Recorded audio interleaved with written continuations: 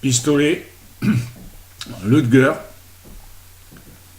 millésime 1918.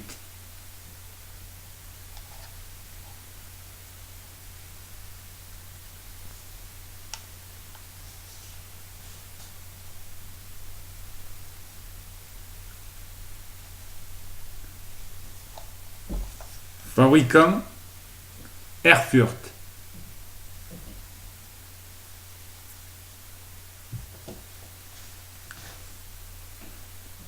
Fabrication fin de guerre.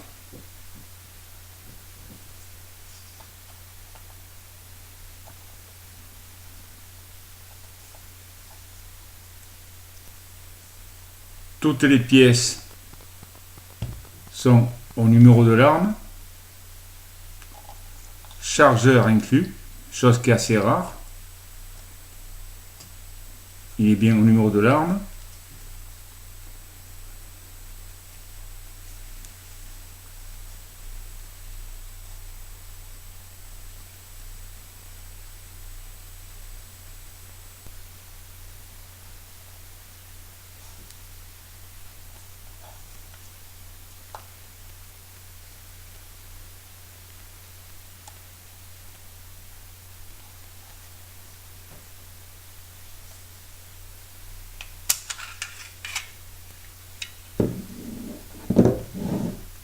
Chargeur talon bois avec marquage de son numéro au matricule de l'arme.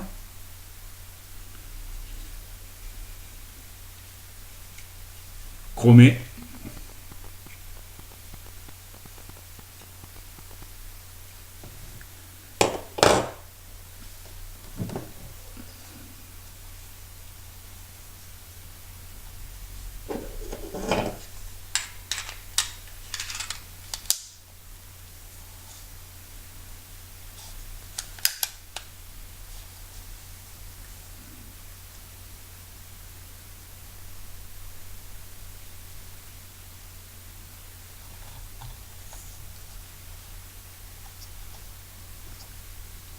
Les bois sont tachés par quelques coulures d'huile, mais sans gravité.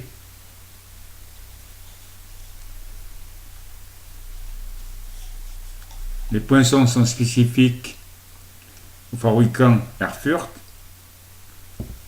Son numéro de matricule. Sous le canon,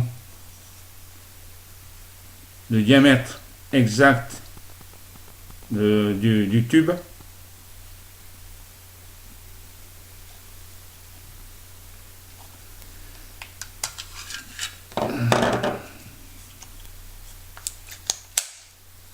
Pour désarmer, on tire légèrement la genouillère en arrière, on presse sur la détente et on accompagne la genouillère. Démontage classique par la portière, un verrou et la portière de démontage. Côté état, en très bon état, à part un choc qu'il a reçu de ma faute au stand hier. Il m'a glissé des mains et j'ai légèrement écrasé, je ne sais pas si on le voit là, l'encoche de visée. Mais bon, rien de bien méchant. Mais enfin, ça c'est un incident du moins, dû à ma négligence et à de ma faute quoi en fait. On va procéder à son démontage classique. Pour ce faire, on presse le canon, on défait le verrou, on relâche, on sort la portière, autant pour moi, toujours trop pressé évidemment. On fait glisser l'ensemble de la glissière. On sépare la poignée pistolet, la poignée et la glissière. On fait tomber le petit verrou. On tire légèrement pour faire venir l'ensemble.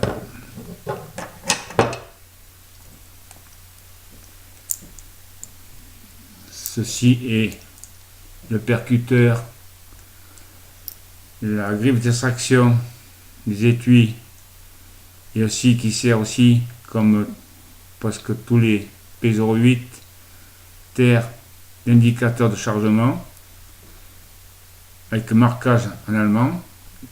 Quand une cartouche est chambrée, la griffe prend cette position et on voit nettement ici description chargée en allemand. Genouillère,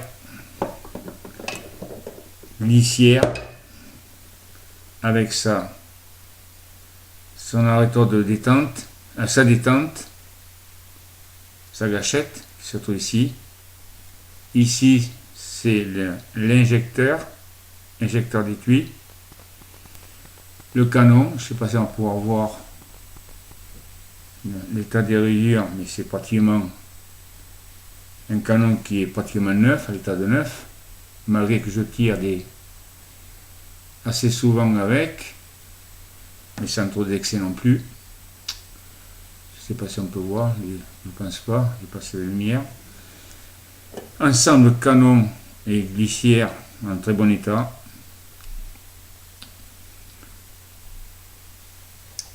Donc nous avons l'ensemble culasse et la genouillère, la glissière et le canon,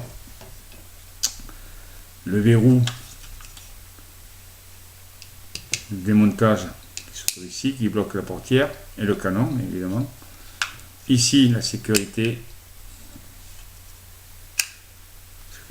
évidemment le puits de chargeur, la détente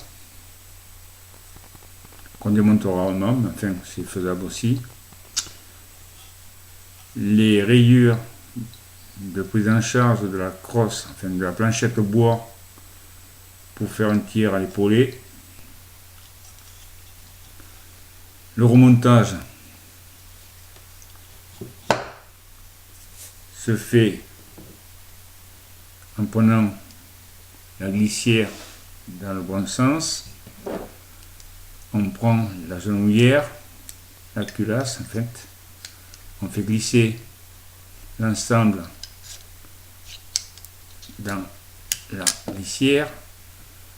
Moi j'ai pour habitude d'appuyer sur la gâchette pour, disons, mettre le percuteur à 0.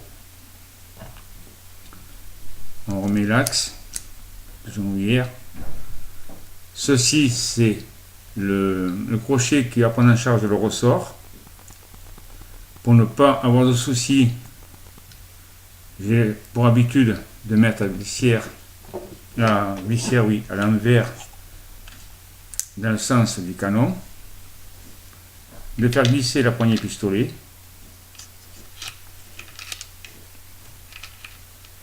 Voilà. De redresser l'ensemble, de bien vérifier que les crochets vont prendre en charge les deux crochets du ressort qui se situe ici. Pour ce faire, on va vérifier si ce n'est pas le cas. Voilà, ici on a bien entendu la prise en charge. On reprend la portière, on la remet à sa place, dans la bonne position. On represse légèrement le canon et on remet le verrou ici en place. On vérifie que la glissière est bien montée. On arme le percuteur. Et chose à ne pas faire trop souvent, on lâche le percuteur. Voilà, l'armement c'est fait. Voilà. Le chargeur mis en place. C'est vraiment un système assez simple et rapide au démontage. comme remontage d'ailleurs, sans aucune grande difficulté. Pour gagner le chargeur, on dispose d'un outil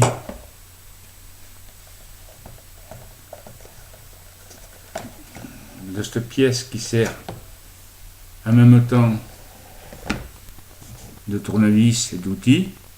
Ici, nous avons un trou un peu désaxé avec deux rails, enfin deux rainures. Ceci est prévu pour faciliter, c'est-à-dire que le trou, on va le mettre dans l'œillet du chargeur, ici. Non pas en position basse, mais dans ce sens. Il y a une déformation, enfin, un peu ovalisée, qui assure la bonne prise de l'œillet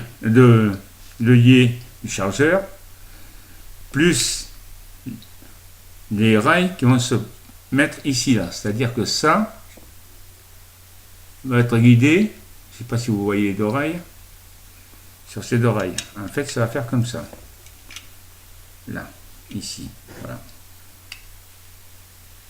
Je ne sais pas si on voit bien. Et ça permet de faire descendre, évidemment, la planchette élévatrice qui se situe ici. Et qui facilite largement le chargement, quoi, en fait. Enfin, le grillage du chargeur. Voilà. Sinon, c'est une très belle arme.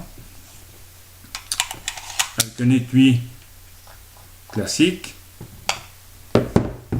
L'étui terre. Il y a bien les marquages militaires à l'encre, mais assez difficiles à déchiffrer. L'outil a été remarqué ici, frappé ici. On appelle ça le moineau à roulette, mais bon, chacun aura compris que c'est les marquages nazis, en fait, du Parti national-socialiste, du contrôle. Donc c'est bien un aigle, on appelle ça le moineau à roulette. Donc il a dû être réaffecté lors du deuxième conflit mondial.